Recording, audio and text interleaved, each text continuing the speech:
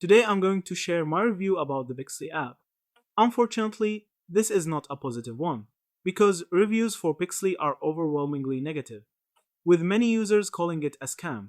From the research and user experiences I've seen, the app has major issues with billing, functionality, and customer support.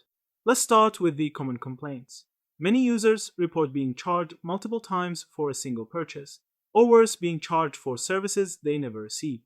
Others say they were unable to cancel their subscriptions, and the app kept billing them with no way to stop it. When they reached out for help, customer support was unresponsive, leaving them stuck with recurring charges and no refunds. Another issue is that the product itself often doesn't work. Users complain that the purchased videos didn't load, the app wouldn't open, or the content delivered was of extremely poor quality. In some cases, the AI generated results didn't even look like the person, which made people feel cheated. Overall, the lack of functionality paired with ongoing charges has left many users calling Pixly a scam. One thing to note is that there are actually multiple apps and services using the name Pixly. Some are photo and video tools, some are pixel art editors, and some claim to be AI based video generators.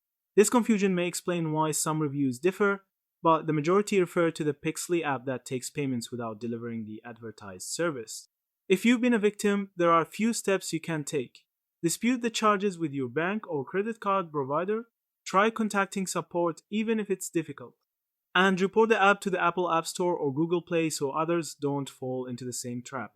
Unique tip: always check app reviews and ratings before downloading or subscribing, especially when the app isn't from a well known developer. Thank you for watching.